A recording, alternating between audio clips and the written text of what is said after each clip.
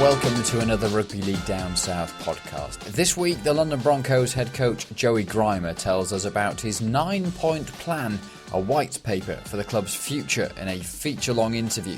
London Scholars recovering winger SMOKIE Junor as he continues his comeback from a snapped femur in the Capital Challenge. We'll have a detailed chat with him. And Sky Sports' Mike STEVO Stephenson gives his view of the game in the South.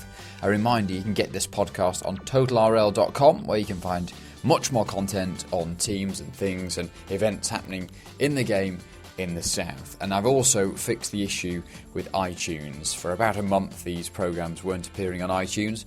Thanks for bearing with me as I rectified the issue. And hopefully you've managed to catch up with the backlog of programmes. But these programmes now available on iTunes once again. Brian sent me a message on Twitter saying 5 podcasts downloading now. That'll make a few daily commutes go a bit quicker. Hashtag RLDS. If you do want to get in touch on Twitter, at Ian Ramsdale, you can tweet or use the hashtag RLDS. Always good to see people using the Rugby League Down South hashtag. And obviously, if you want to send us a bit of a longer email, a bit of a longer thoughts, then email rldownsouth@gmail.com. I have had a stack of tweets and messages this week, so I'm just going to get through a few of these to start with before we get round to the interviews. I'll start with London Faithful on Twitter, at Ian Ramsdale, saying Wheeled Warriors 32, Medway Dragons 30. So a victory there for the Wheeled Warriors by just 2 points. He says the only true Kent derby. Hashtag RLDS. The All Gold as well, getting in touch to say on the way back to Gloucestershire with 2 wins for South West Rugby League. RLDS is looking good. Can we upset York? Hashtag COYAG. Come on, you All Golds. South West London Chargers on Twitter saying, for the history buffs, are we the first London amateur club to field 3 teams on the same day? They've been having a busy weekend. I don't know. Can you tell me whether that's true or not? For the history buffs, they say, are we the first London amateur club to field 3 teams on the same day? It'd be good to hear from you if you know of one who's gone better or whether you too have equalled that before. Beckenham Bears on Twitter saying they got their second league game, they've won their second league game in a row, 46 points to 26. Well done to the Beckenham Bears. Newham Docker saying another great win today, 46-26, first away win of the season to Elmbridge RL. That's the same scoreline. That must be a coincidence. Right, let's get to the interviews then. Thank you for your messages. At Ian Ramsdale to tweet or use the hashtag RLDS. First up today, though, in terms of the feature interviews, and this is a long chat, but it's a good chat, and there was plenty of things that I wanted to talk to JOEY GRIMA about, the head coach of London Broncos. So this is our conversation. I went to meet him at the Underhill training ground for the Broncos. Walked in, the first thing he said to me was, "Ramo, you're looking tired." I said, "Yes, I am." But yeah, we got on to talk about far more serious stuff, about the Broncos season, about his plans for the future, potential contracts, new signings. You'll hear it all here in a feature-long interview. Enjoy this with the London Broncos head coach, JOEY GRIMA. So far, no wins yet from your tenure, but how are you settling in and how much are you enjoying it? Yeah, I think it's a question of 2 fronts. Certainly enjoying it. One of the reasons that I did decide, my wife and I decided to come over here was to get out of the comfort zone and to give ourselves another challenge, which is certainly what's come about. So on that facet, yeah, I'm certainly enjoying the coaching and interaction as a head coach. In regards to the challenging, I think that there are some challenges there, but we're making some little inroads forward, and I've said that for some time now, and it's may not be evident on the football field, but on the training pitch and projecting into 2015 and beyond, there's certainly some plans in the wings. What sort of things are you doing differently, or what are the areas that you're looking at? Because I think a lot of people see a Super League head coach and think you coach the first team and that's pretty much it. But from the conversations I have with people, they say you're looking at far more than just that. One of the things that I've been working on is a 9-point plan, a white paper, if you will, just to give us a 2-year projection on where I feel the club could and should be going as a rugby league club. Things such as coaching principles and foundations, connectivity within the community clubs, and just different structures of that nature. It's engaging the junior clubs in the Greater London area to give them a genuine pathway into our 16s, 19s and ultimately our first program. So myself and Darren, our head of youth, have been working very, very hard in implementing strategies which will certainly unfold in the next couple of weeks. Just as early as yesterday, we had 11 coaches from different community areas come down and we ran a coaching clinic. They're the type of things that we want to engage the community, particularly the Greater London community, the rugby league community, to be part of.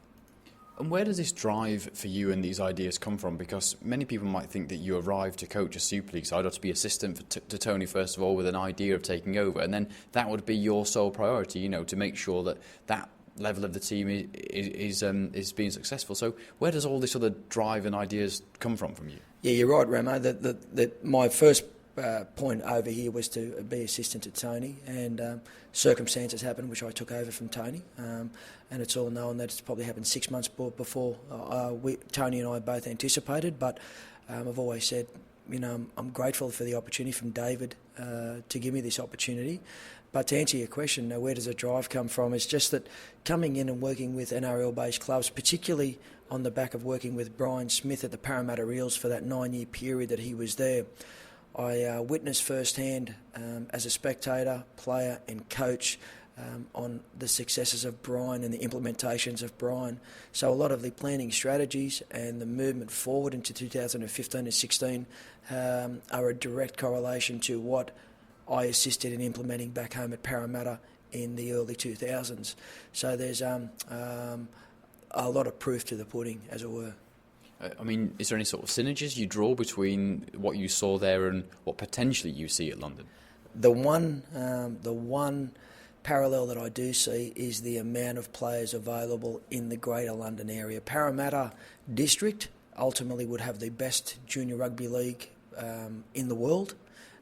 And that's governed by the amount of competitions they win at the 16s and the 18s level.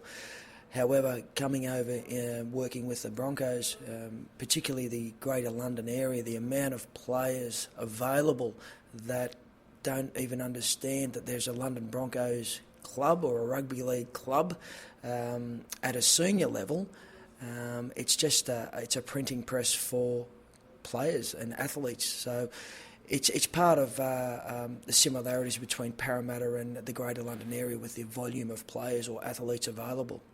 People have often talked in the game here about buying into London and what it is. Did you buy into London initially? Is it something you've learnt since you arrived? Or, I mean, it just seems like you get the area, you know what needs to be done. You know, some head coaches might not even think about marketing or going out to new areas, but this is obviously something that you've thought of and you are considering, you think is important. I think for the longevity of the club, we need to have these plans in place. And we don't want to have to go to Australia, New Zealand or the northern-based clubs to have players here with us. An exercise was done out of our top squad this year, and there were 9 players involved from our 16s program that have gone on to play in the first team. And the amount of players that have come from our junior or the Greater London area playing for the northern-based clubs is frightening. So we haven't even really touched the surface, I would imagine. There have been some programs in the past and some good procedures and structures in place, but for whatever reason, it probably hasn't been what it should. So, as I said, it's a real good opportunity for us to plan for the next year or two in using not only the players but the community-based coaches, because we need them on board to assist us in implementing our programs as well. And you mentioned a 9-point plan over 2 years. I mean, it's obviously going to take a lot longer than 2 years. What are you thinking? I mean, how long until potentially you've got what you think is possible within the London area? It's a tough one. There are things that we would like to introduce immediately, but there are some things that we won't introduce until the back end of this year or the beginning of next year. So we have prioritised exactly where we want to be in 3 and 6 months' time. So once we get our heads together and get all the ducks in a row with Darren, myself and David and Jason, the general manager, we'll have a much better understanding and a direction of where the club is at the back end of this year.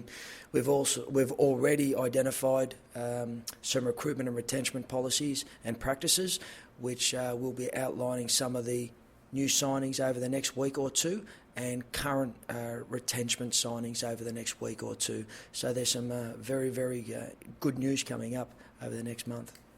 Just on that, people have talked about, the maybe a question mark over the future of the game, and not the future of the game, the future of the club, and next year and a bit of uncertainty. You're saying that potentially there's new signings and contract extensions hopefully around the corner. 100% there is now, and we've already negotiated with current players, and we've also negotiated and signed off on some prospective players to the club.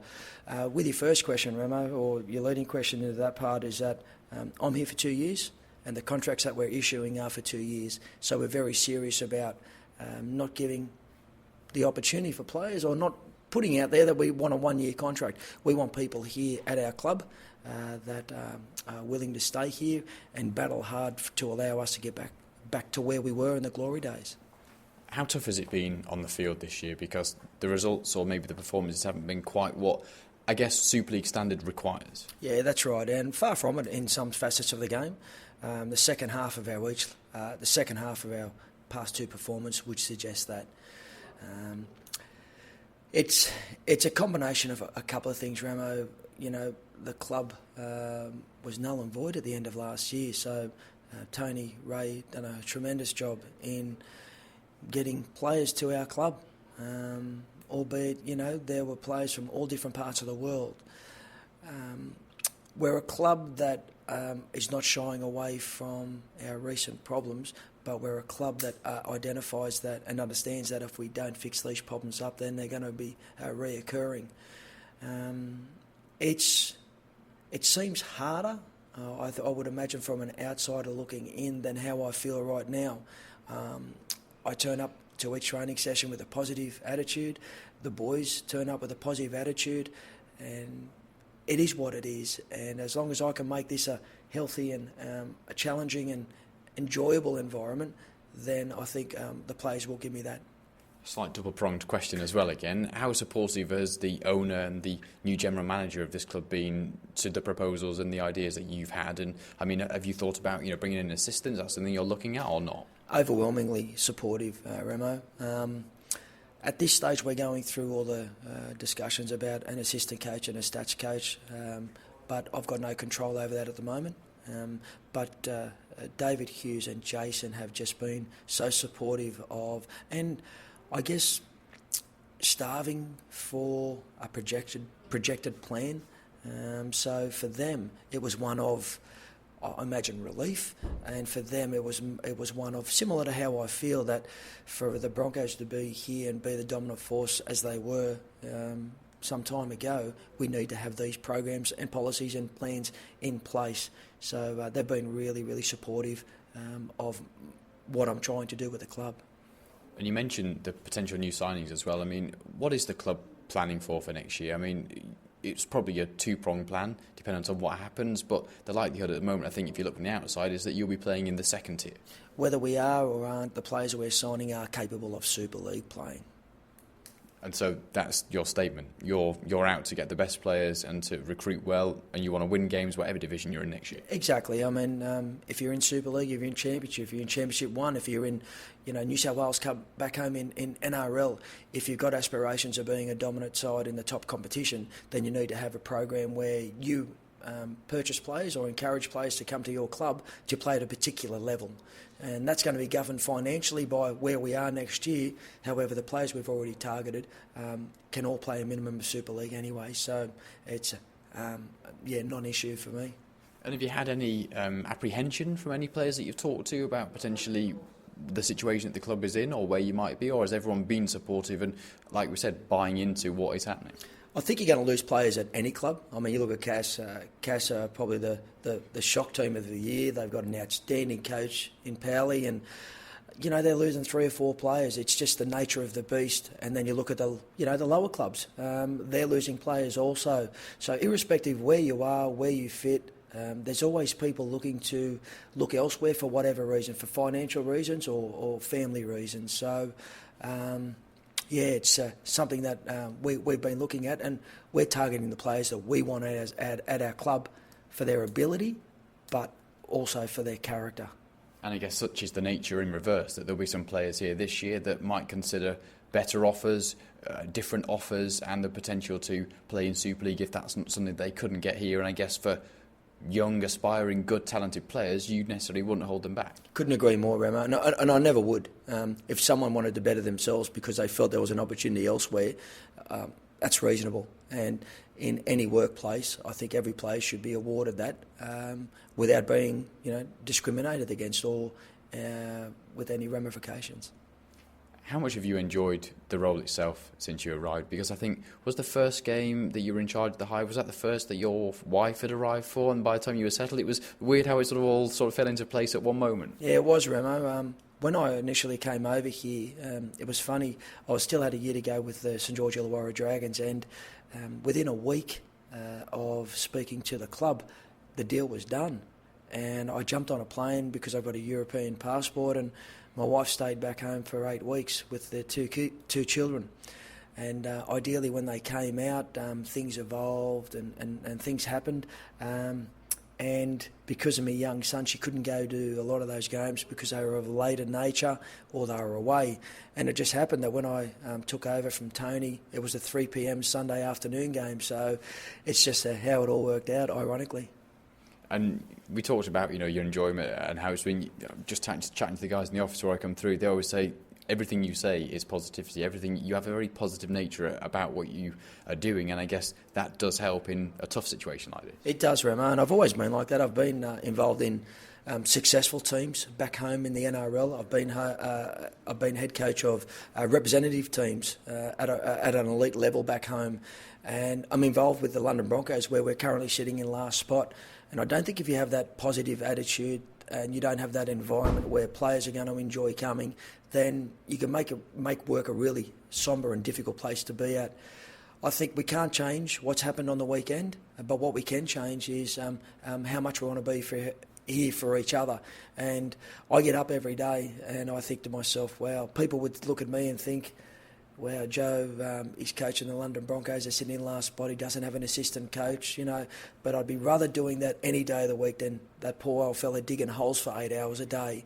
So I don't take this job for granted. It's a job that I always wanted to do, be a head coach of a Super League or NRL program. So I'm very, very fortunate, very, very blessed for the role that I'm in, and I don't look at it as a difficult job. I get up every morning and think, wow, I'm so lucky. We're just over halfway through the season. You've obviously got, some important games ahead. You're playing pretty much everyone once more. I'm talking Wakefield, you've got Bradford, the final game of the season. I know another game against Catalans, who you pushed. Even Huddersfield, who you had at the Hive, and, arguably should and could have won it. When you look at those fixtures, do you ever pinpoint ones that are must-win games or any that you particularly are going to target? Because I don't know whether anyone has mentioned it to you before, but the team has never finished bottom of Super League yet, and with Bradford winning at the weekend, that means you need that 2 points to just catch them. Yeah, that's right, Ramo. And I think in a team game, it's very hard to identify what games you can and can't win. If you're a tennis player or you're an individualist or you're playing an individual sport, that's much easier to do. But when you've got 17 players all trying to row in the same direction and you've got circumstances which could change the result, it's very hard to pinpoint. You'd always have an idea of what teams you play better rugby league against, whether it's offensively or defensively, but I don't think we're in a situation where we could actually say that we're going to really challenge or beat those sides. My part is identifying what their weaknesses are and challenge that rather than the result. And the result will look after itself. I've said to you a million times, Ramo, and you'll hear me say it a million times more, that if we run harder, we tackle harder and compete harder, we'll change our own luck. And at the moment, we're just not playing. We're not changing our luck. We've mentioned your positive nature. I won't ask you the obvious question. but how sure are you that there is a win in this side this year? I mean, is it unfair of me to ask you that? No, that's not unfair at all. I think it's a reasonable question, and the answer is still I can't say yes or no. All I am going to say that I'll put my head on the pillow at night and shut my eyes and go to sleep knowing that the processes that I do religiously every week will be continued on. And if we run harder, we tackle harder and compete harder, we will change our luck and we will get our first win.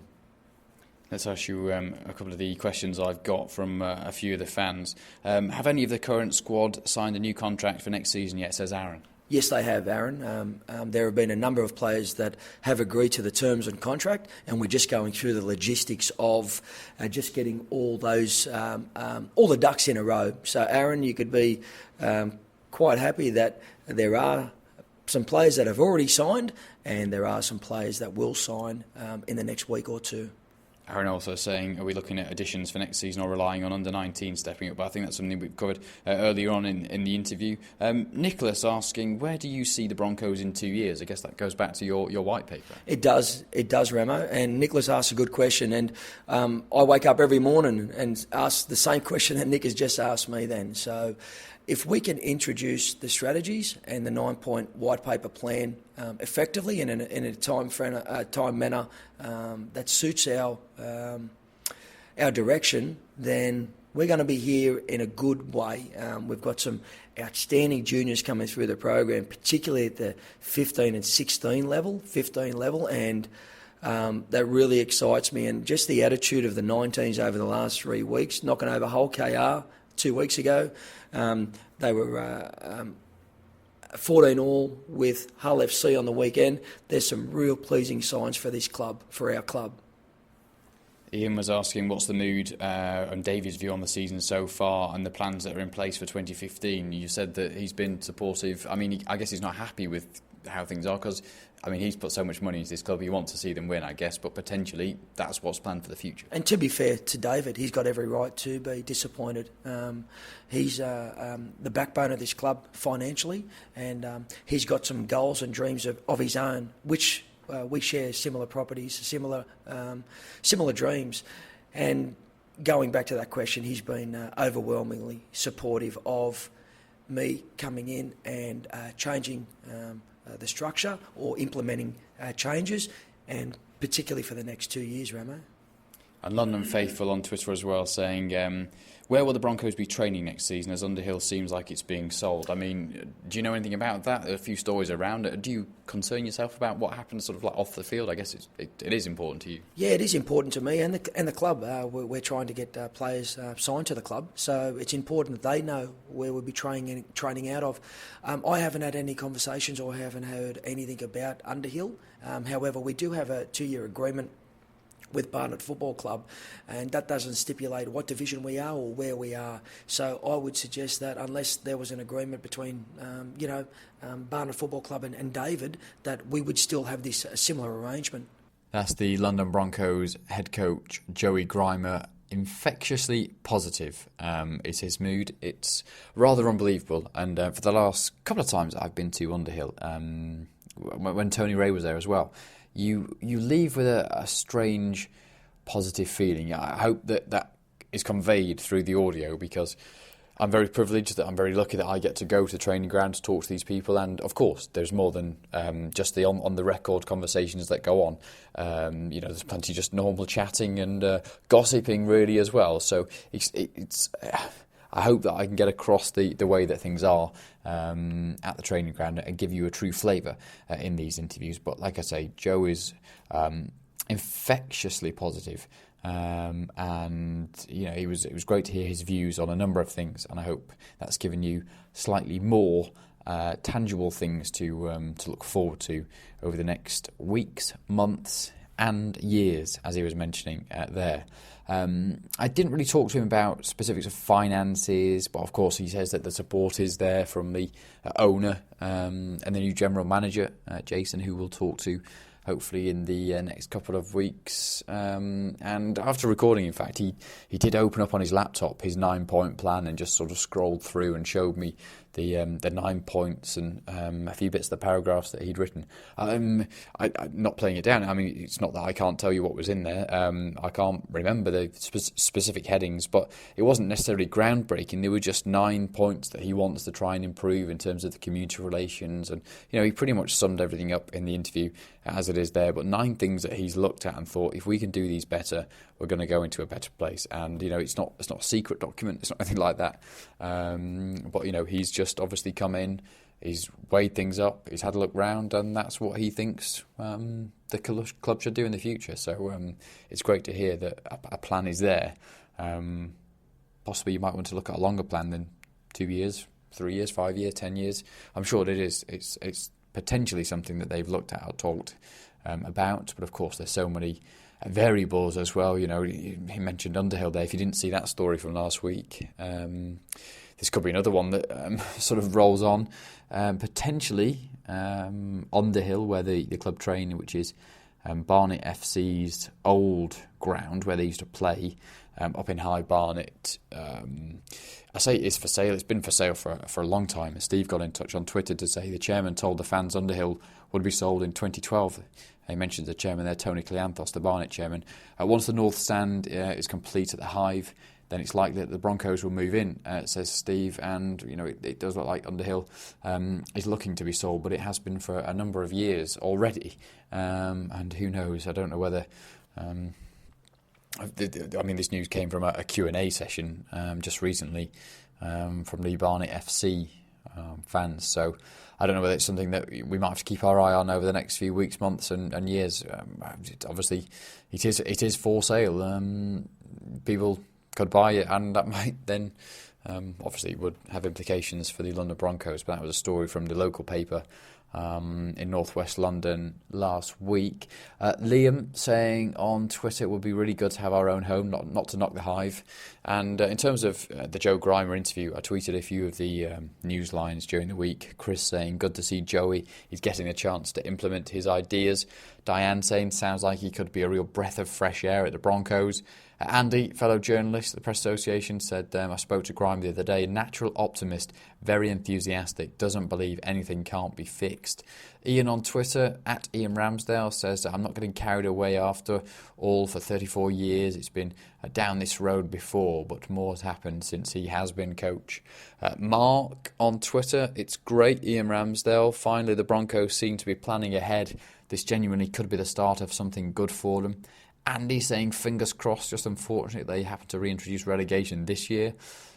Yes, potentially. I think many people, and it's something that I'm looking at for the future, you might argue that relegation and regrouping, rebuilding, taking the pressure off them could end up being a good thing.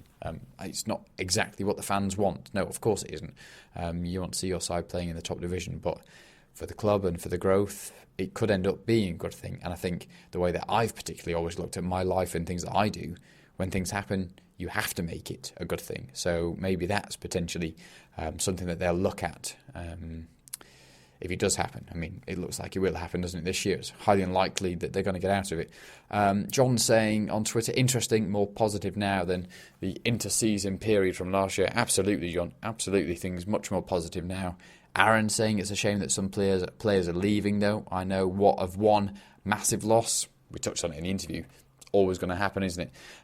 But Buck and Dusty saying on Twitter, Denver and Brisbane were interested in signing us, but we're loyal to the London Broncos. So it looks like Buck and Dusty are here to stay. More than reveal messages as well before we get into our next interview. Tim saying they must surely accept that relegation is inevitable now.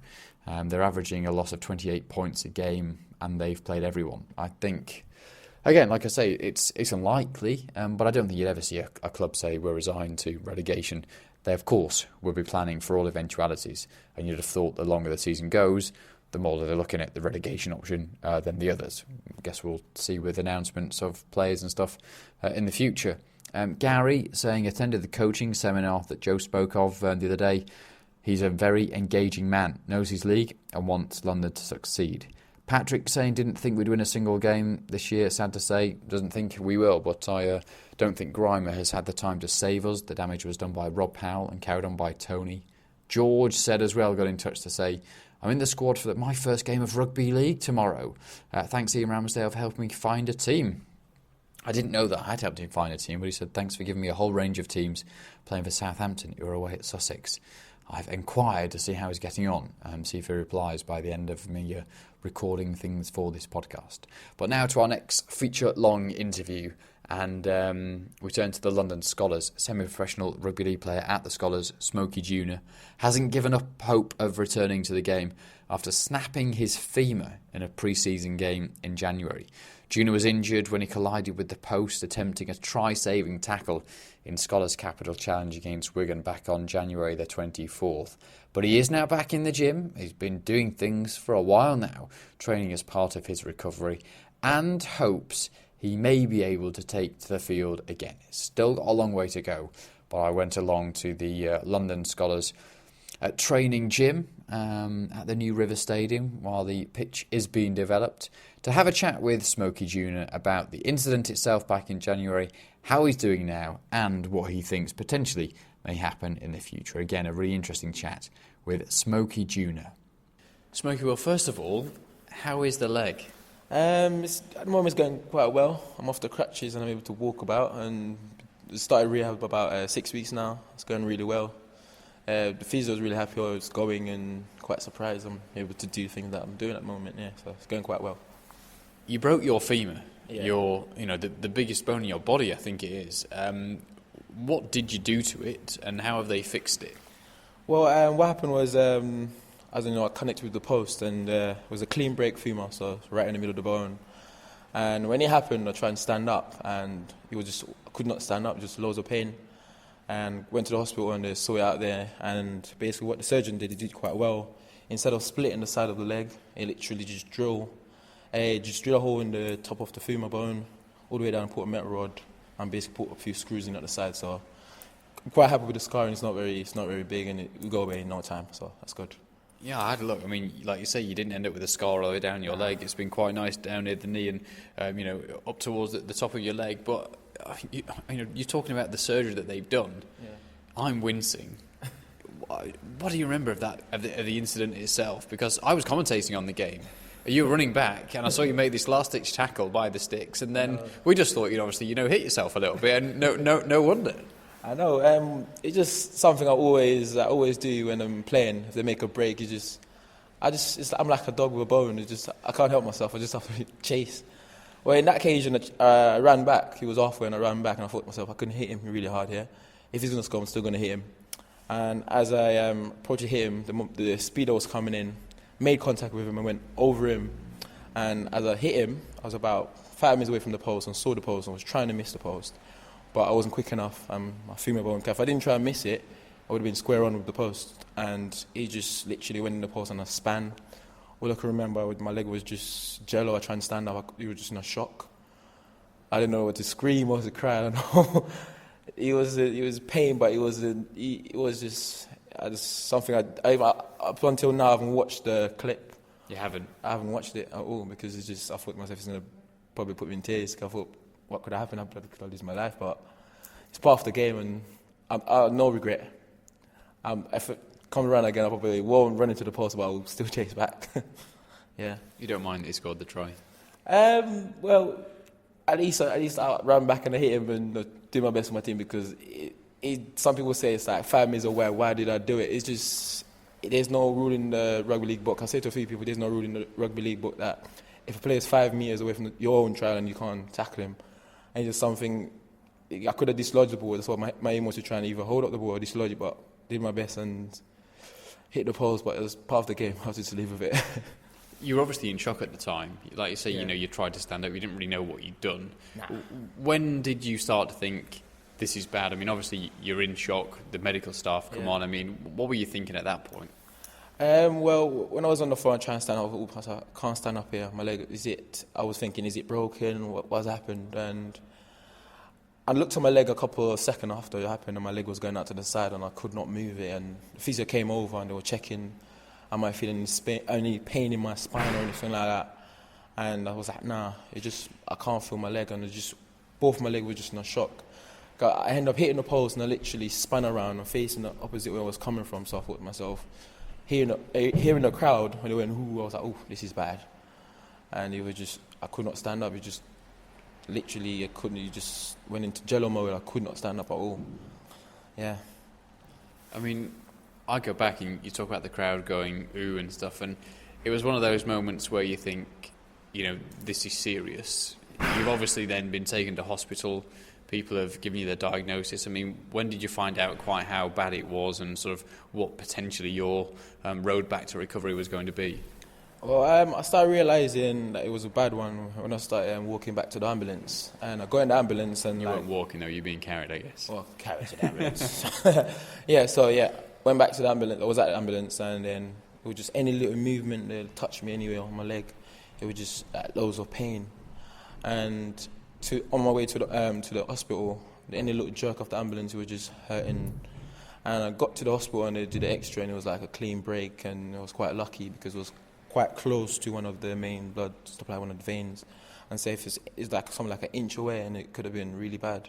So like if it literally went to the side a little bit more, it could have been a 10-second death for me. And went into the X-ray room and done the X-ray, and so that they showed me the X-ray. I was like, oof, it was a really bad one. And it was just, they literally put me to sleep about 10 minutes after the X-ray, put a weight on it overnight on the Friday night, and on Saturday morning, early in the morning around 6 o'clock, the doctors start coming in and say I have to do an X-ray and talk me through what they're going to do. And by 8 o'clock I was in surgery for 2 hours and they did operation on me. And then I remember waking up at around 8 o'clock in the night.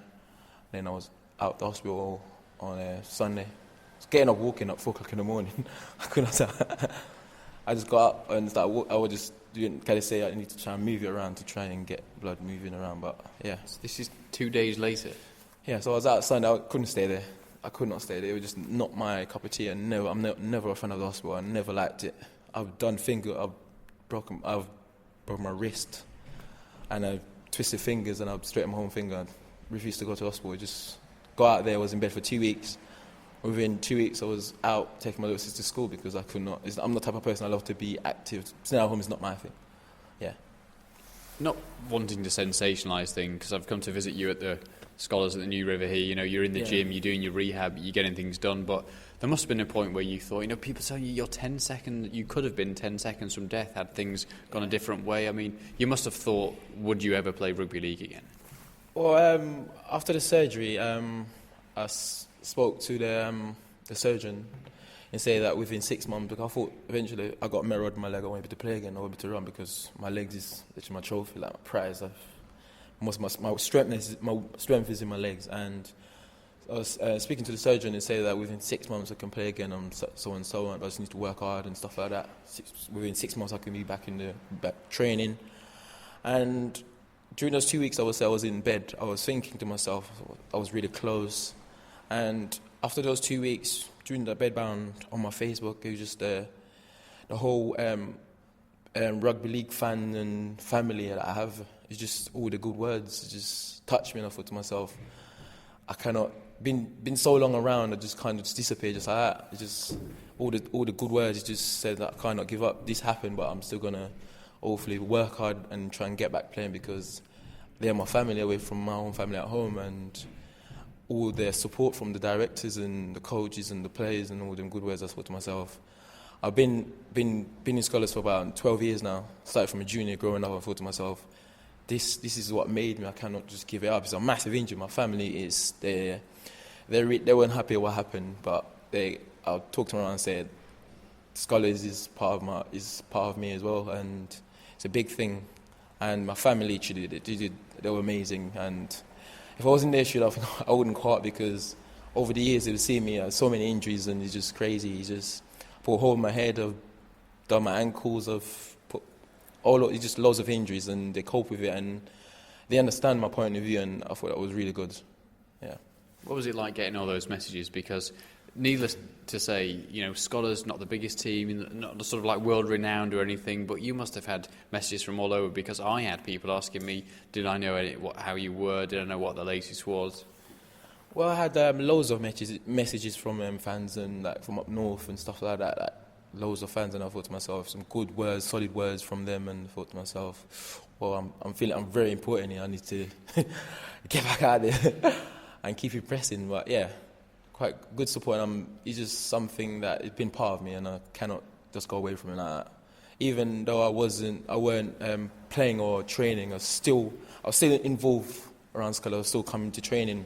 Within 2 months, I was in the gym trying to work hard. Even though I was on crutches, I was still here because the players is like they're like family to me, and being around even the new lads that came in, I know them because I still around and meet them like at Courtney and all those lads, young lads that's in the team. I still come around and talk to them and have a little bit of joke. Still got the best rig in the camp, so that's always good. I still got the best rig. Yeah. What was it like, or do you remember the first time that you came back to see the lads? Because I think it was a couple of weeks later after the injury, and they were in training, and you came to see them on the crutches. I mean, what was that like? Well, I came back, and I think it was within the 2 weeks when I was in bed. I think I came back, and it was like I shocked. I was like, huh? Back training already, mate? I came back, it was quite a shock, but they were really happy to see me. I came, surprisingly, they were working really hard in the gym. They was doing a really hard course session, and I was there cheering them on. And I was seeing them working hard. I thought to myself, wow, I missed this. Within 2 weeks being injured, because it's just year in year after, for the last 12 years, just been training and just been constantly doing rugby, and it's just being this long out of the game is like a lifetime for me. It's been like 4 months since I've been injured. It's like a lifetime for me. I can't wait to get back to playing, yeah. But you do other things in your life, you know, you have to earn a living, and unfortunately people don't do that at Scholars at the moment. Did you ever think at one point, I don't need to go back to it? When I got injured, I was in loads of pain, loads of things was going through my head, and so I thought to myself, does it worth it going back? But seeing these messages I told you about, it's just, yeah, I definitely belong here. But apart from doing that at Scholars, doing rugby, I also do teaching as well during the day and stuff like that. And being injured, I've just been involved doing the coaching side of just something I always wanted to do. And being injured, I able to do a little bit of doing around schools and doing a bit of pieces, like a bit of coaching. And it's something new, that I've actually done it before. And it's really good. Enjoying it. And this is a serious injury that you've had, and you're slowly and sensibly making your way back to full fitness, hopefully. Yeah. How long until we see you out there? Because I'm not gonna even say until we possibly see you out there, because I'm not sure that's your mindset. But you have to do it sensibly. You have to make sure that you're right, and that's what you're going through at the moment, that process. But we are going to see you out there, aren't we? You're definitely right. They have to be sensible at the way I treat myself and look after myself. I don't know what the future holds on my leg, but I definitely would like to be out there again. And the physios at the moment are working with the rehab guys. They're brilliant. Nathan, he's said to me that don't put no date on it. It's just work and try and get back to full fitness instead of just getting 80% and then going back out and get injured again. And just maybe I might come back next year. Never know. Yeah, so I'm just keeping open, man, and working hard. Yeah, so yeah. And how does it feel? Have you had any major setbacks or any big problems with it? No major problems. It's just it's getting stronger and stronger day by day, and it's going good. Been working really hard with the physios, like doing lunges and stuff. Able to do like my own body weight, like squats and lunges and stuff like that, deadlifts. Just slightly building up to heavier stuff now, so using the bar with the 5 kgs on and doing a little bit of jogging, but not too much. Just trying to get my leg moving and stuff like that, yeah. I think you mentioned you've just started some jogging, haven't you? When I arrived today, and I guess it's a while till we start seeing you anywhere near contact or throwing a ball around and stuff like that. But do you ever think about potentially doing that in the future? Have you changed mentally? Do you think 5 meters away from the posts again in the future you might think differently, or is that something that at the moment with your rehab you're not thinking of? I do think about it, but knowing me, if I go back out there and he came around again after chase a player down to try and save a try, I would do it. But if it's close to the post, I'll think twice about it. Definitely think twice about it, yeah. And you mentioned the coaching you've done with the community people here as well, and the fact that you've been here for so many years. You're a Scholars lad, aren't you? And that's how it is. We see people like Joe, who's gone to the Broncos and come back as coach and stuff. No matter, I guess, what happens specifically for you, you're always going to be a Scholars lad, aren't you? Yeah, I'll always be a Scholars lad. If I try and go away, Joe won't allow it. He's just the type of player, he's that type of person he is. He's a coach, and he's like a brother to me. He's like a coach for me, but he's like a brother. He if I'm in a situation, I come and talk to him. He talks to me like kind of like a father and a son. Like I kind of have that relationship with him, and it's kind of person you can, apart from the playing field, you can have like a one-to-one talk if you're going to look at stress. And I thought that's good to have a bit of relationship with your coach as well. And he's just been there, and it's just the whole Scholars environment is just the cohesion we have here as a team, and the work ethic is just really good, and it's just something that I'm happy to be part of. I don't see myself not being a part of it anytime soon. And I've been around for 12 years, and it's just he has its up and down in terms of injuries and stuff, but I'm happy being here. It's just great being part of Scholars. Scholars is my birthplace, and I don't think I'm not saying I'll never go away from it, but I don't see myself going away from it. I see myself staying here and being here for a little while playing, because it's nothing better than playing for Scotland, being on that field, wearing that Scholars jersey, knowing that this is your birthplace, and playing for a club that you started from somewhere, well, a club that introduced you to the sport, and then you grow into it and then come mould into it. So, yeah, it's really good. And do you have an overriding feeling when you look back or reflect on the incident and that game and stuff? I'm only saying that I injured my ankle a couple of years ago, and it was completely my own fault, and ever since I've not been able to do any running. I used to run marathons, I used to love it, and I can't do that anymore, and I won't be able to do that anymore, and I'm gutted that I can't do that. When you look back on that incident, are you disappointed? Are you sad? Are you unhappy? Do you feel blessed? I mean, what do you feel about it? Well, personally, I think I'm blessed that because as I said earlier, it could have been worse. It happened, and I think everything happened for a reason. And if this didn't happen, something else could have happened. I could have got run over by a car. Just so many things could happen.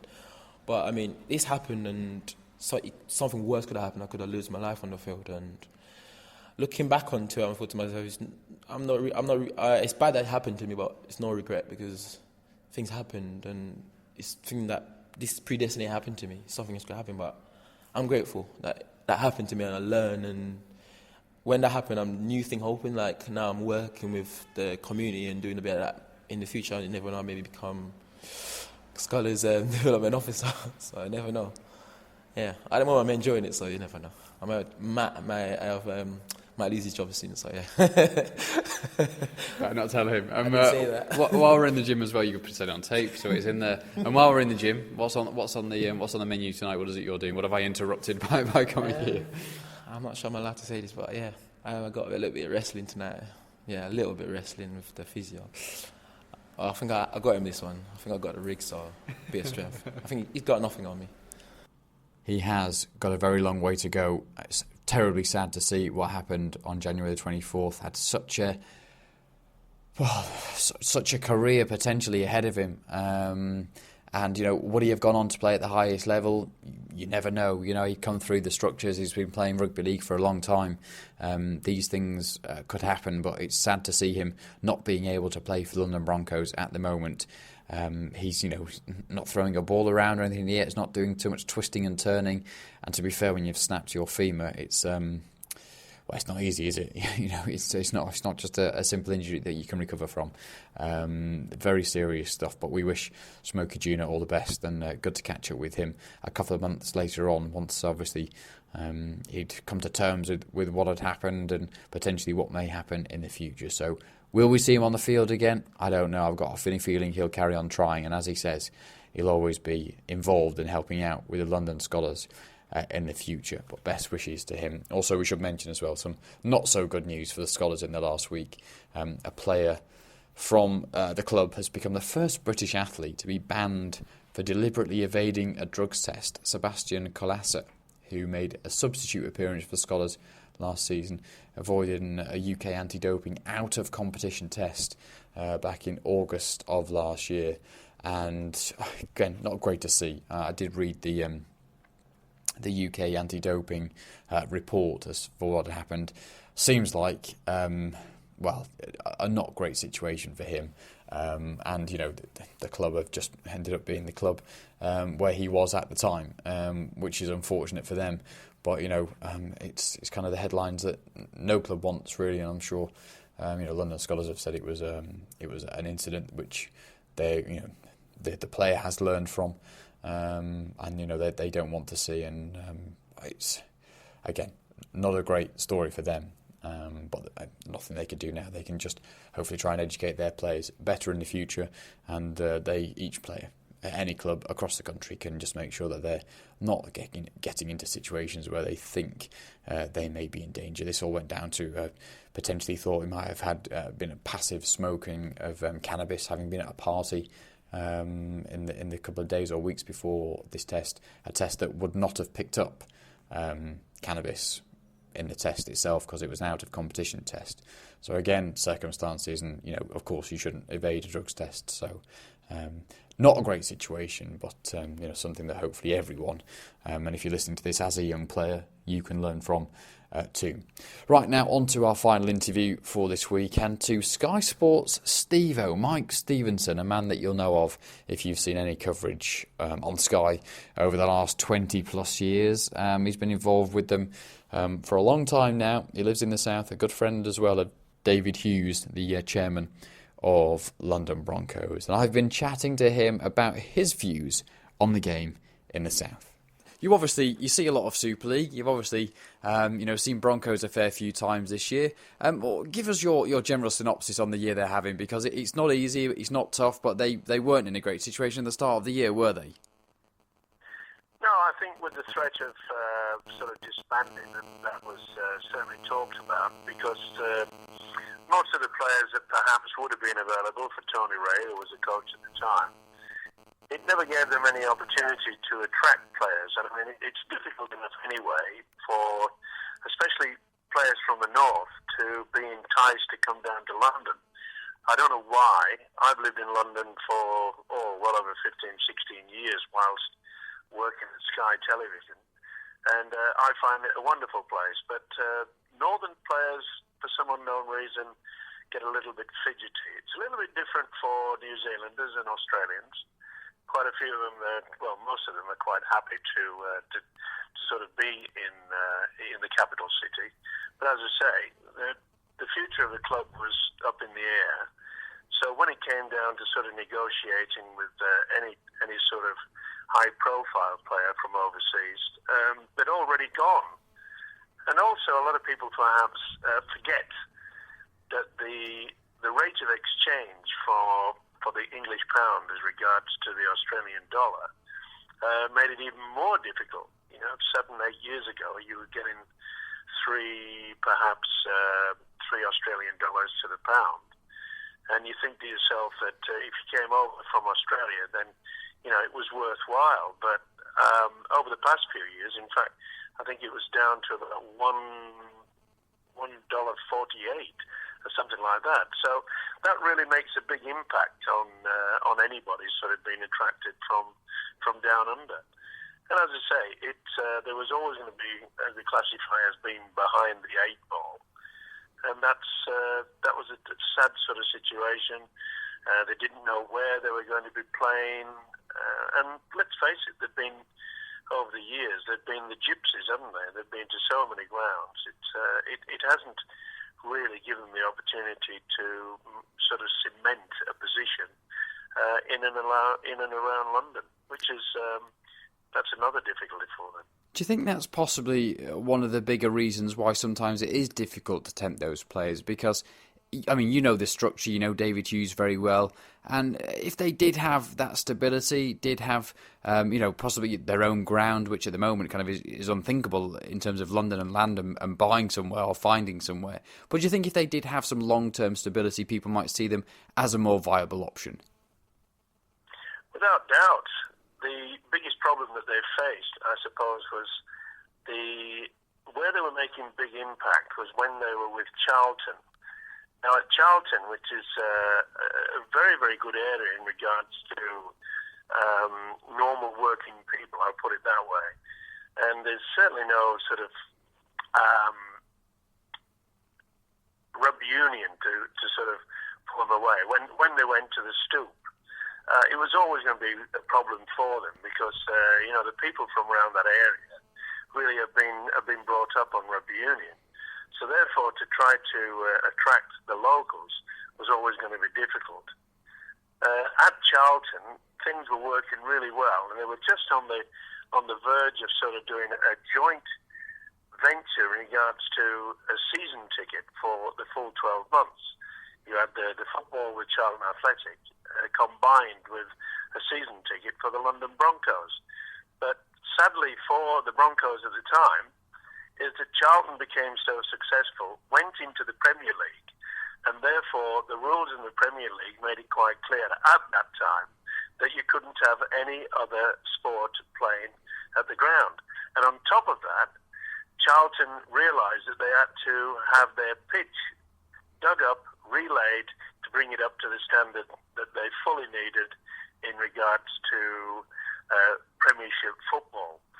So that was another negative that they had to overcome. And then since then, it's been difficult. I mean, you mentioned that David Hughes is a very, very good personal friend of mine, and quite frankly, without his money behind it, then the club wouldn't have survived. And he makes it quite clear. He realised that it was going to be a tough year, and made it quite obvious to everybody that they probably were favourites to be relegated at the end of this year. And I don't think there's been any change from that, mainly due to the fact that they haven't won one game this year. Do you think that, you mentioned relegation, could it potentially be a good thing? It's highly likely now, you look at the division, a turnaround in form that you'd have to witness would be kind of unheard of within any sport across the world, really. They're going to be relegated, they're going to be in the second tier next year. Could this be a good thing for them? Or equally, they're going to have to make it a good thing for them, aren't they? Well, it's a catch-22 situation because of the fact I've already mentioned the difficulty in attracting players from overseas or from the north to come down to play in London. That's difficult enough on its own, but trying to attract players to come down to a second tier is going to be difficult as well. Now, David Hughes made it obvious to everybody that when he said that he would back them financially for this season, 2014, he realised that they didn't have a squad that he thought that would be capable of keeping themselves in Super League. So with that in mind, deep down, David was well aware that he was looking towards building a side that would be in the second tier for 2015. Now, that gives them the opportunity from there on to build and to try to introduce even more from the junior development, which has been slowly but surely coming through quite strongly in the south. But again, a negative that came against them was that the decision by the Rugby Football League 2 years ago to actually disband all area coaches. Remember, we used to have 2 area coaches that just did nothing but create interest and bring along youngsters from the London area. Sadly, the money from Sport England dried up, and therefore they had to do away with any of those of those coaches, not just in London but all over Britain itself. So it was another double whammy that poor old David Hughes and the London Broncos about to face. So it is a very, very difficult situation. But as you say, the glimmer of hope is that they can then perhaps build through it. You get quite a few people who, any fan, all they want to do is see them win something. So I think that there's an opportunity that maybe they can, can get themselves sorted out and maybe go on a running spin in the lower division. But then again, it's not going to be easy for them. But they are aware that there are plenty of players which I think will be discarded for 2015. I think there's David and Joe Grima have made it sort of a shopping list as to who they want to get rid of and who they want to keep, and also to try to entice. As I say, it's a difficult situation, isn't it, to entice people to go into a lower division. You mentioned, that obviously people want to see success, and I think one man more than any is David himself. He's been craving that success. He's put enough money into it, and he wants to see something. You never know, in a division below, you'd hope that they would win more games, or at least, win the odd few and put better performances competitively than what they are this year. People have talked, about David's involvement and whether he would continue if they were in the division below. I mean, conversations that I've had with him, he said, he's more than prepared to go on, and he appreciates that that's what will happen. Is that your understanding too, that that he will continue to support this club? Yeah, as I said earlier, the inference that perhaps the club would go down the Swanee was certainly on the cards, probably at the end of last season. And then again, David said that he's quite prepared to, and has made it clear again, that he will be formulating a team that we will play. And let's face it, they are odds on to be relegated in that lower division. And maybe the fans, as you say, look, everybody loves to win a trophy, and if they could perhaps win the lower tier next year, and then be in the situation where the new system, which will come into play in future years, the RFL have changed quite a lot, then maybe the support will build.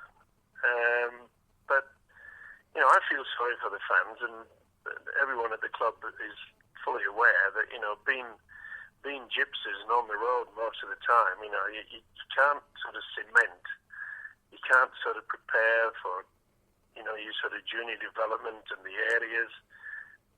But it's quite difficult, they at the moment, they're at the Hive. I do believe that they have a two-year deal at the Hive. Yeah. And therefore, at least they certainly will have a home for next season, 2015. I just hope that a lot of the fans, and let's face it, the hardcore of those fans, that you've got to just say that well done. They've travelled all over London, and then they come up.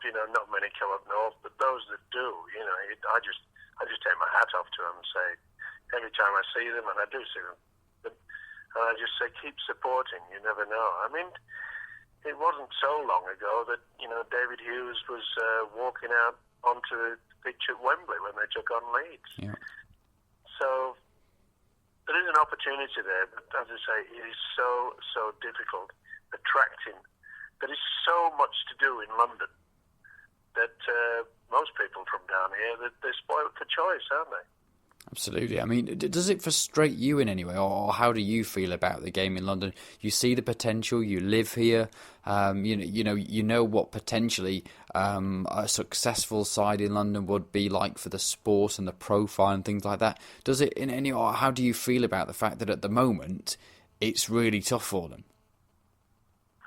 Yeah, well, you've got to feel that after all the preparation for many years, and I mean I can remember the time when there were, 10,000, 11,000 seeing them and such and so forth. And that was a shame that sort of just, faded away because they had to move away from Charlton. Do you think they can get back to those days, though? That was a great area for them to, to develop. And they were taking great strides in doing that. It's a working class environment down at Charlton. And as I say, it was different when they had to go to the Stoop at Twickenham. It was always going to be difficult to try to attract people from there who were, sort of rugby union orientated. So that was very, very difficult for them to try to break into them there. People say, oh, they didn't do much promotions, they didn't do much advertising, this, that, and another. It's not cheap. It's not cheap to be able to sort of contest with all the football teams, all the concerts, all the museums, etc., and so forth. So it is very, very difficult to try to attract people from that area. A lot of people keep saying to me, "Oh, there's a lot of Aussies and there's a lot of New Zealanders live in London." But Australians and New Zealanders, they're very, very critical. They like nothing better than to win. So you won't find many of the people from down under who are interested in supporting a team that's at the bottom, or as per this season, haven't had a win all year. Do you think they can get back to those days of, 10,000 crowds and being a successful side? Is that the potential for them to do that again? I think there is. I think they've got to perhaps look long term now, try to establish themselves at perhaps another ground. Maybe I don't know whether they can sort of comb the areas in regards to the Hive area, etc., and so forth. It's always going to be difficult for them because the attraction. If you're winning and if you're sort of getting silverware, yeah, there is an attraction, and they will get a certain amount. But do you get players that who are past their best, just coming and sort of taking on a role for a couple of seasons? But in London, are they looking at it as sort of like a retirement home, a retirement pension? And let's face it, we've seen quite a few have done that. So it's difficult all round. I wish I could wave a magic wand because there's nothing more that I'd like for London to be very, very successful. And it's irrespective, I had someone say to me the other day, maybe if we had a great coach, this, that, and other. And I said, listen, even Tim Sheens is a very close friend of mine, the Australian coach. Even Tim Sheens couldn't change anything that has occurred. It's not the valuation of the coach or any criticism of him. It's just that they don't have the playing staff. They just are not good enough to play at Super League, and that is a major reason why you'll find that they will be relegated. And on this programme, we usually talk about the game in the south and how it is, and don't sort of tend to look too far elsewhere. But while we got you on, what have you made of the Super League season this year? It does seem like every year's amazing for different reasons, and you just can never tell how it's going to pan out. No, I think that when you've got such a long season, anything can happen. Let's face it, who would have thought that Huddersfield Giants took Wigan apart in the opening game of the season, and they finished league leaders last year. And you thought to yourself, well, they've got to be the team to beat. And all of a sudden, they sort of wobbled slightly. And then we had Leeds, who not only were they playing great attacking rugby league football, but their defence, they were averaging only conceding 6.5, 7 points per game. And I made the comment on Sky TV that take a damn good side to beat them. And then all of a sudden, they've had the wobbles. Wigan have come back strong. And then, of course, Wigan, so many injuries. It was only a matter of time that these youngsters sort of had their wobble, which they did against Huddersfield. Despite leading 12-0 early in the game, Huddersfield slowly but surely found their form. Warrington, they were the side that they were a bit of a yo-yo side, up and down, and then now they are playing extraordinary rugby league football. It's hard for one team to sort of pile drive everyone else right the way through the season because like this forthcoming weekend, it's a Challenge Cup situation. Some of the top sides they are involved in it, so therefore that can be a distraction. The following week, when they go back into Super League, quite often they hit a low rather than a high. They will be the clubs that are saying yes, we've made the quarter-final in the Challenge Cup, and therefore they might just take their eye off the ball, and you find yourself that one of the lower lights lowers the colours. But that's rugby league. That's sports in general, and I think it's great, mainly due to the fact that people like us, who we try to impress upon people that we know what we're talking about, and quite frankly, you go, how on earth does that come about? Take Castleford, Darryl Powers did an absolutely wonderful, wonderful job.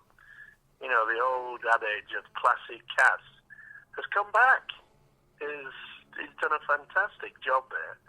And of course, a great example of, because they're playing well, and not just winning by just scrambling through, but they're playing some really, really attractive rugby league, and therefore it's attracting the crowd. So it can be done, and let's hope that one day, and I can't see it in the near future, but let's hope that one day that the London Broncos can, slowly but surely, maybe win the trophy next year, get a bit of silverware on the shelf, which they've never achieved, and then we might attract more and more people. But it is very difficult to attract anybody in such a massive area as the capital city because there's so much competition. So that's Mike Stephenson of Sky's Sports Rugby League talking about his thoughts of the future of the game in London. And like he says, I think many people see that there is potential there, but maybe not necessarily at the top level over the next few years. But with some success, with some growth, potentially there will be more of those good times and good times ahead in the future. And that's it for another Rugby League Down South podcast for this week. Just want to finish off with a few of your tweets. Anne on Twitter saying, at Ian Ramsdale, I'm still sceptical that London Broncos will even exist in 2015. David Hughes should reassure the fans, the few of us that are left. She says, good luck, Joey. He made a point of coming to thank us at Hull KR for travelling. Others wouldn't have bothered. And finally, Michael saying, good to see this positive news. The more, the merrier. So that's it then for Rugby League Down South for this week. Thank you once again for listening. Hope you've enjoyed our 3 in-depth interviews this week, and I'll be back next week with another programme. Thank you.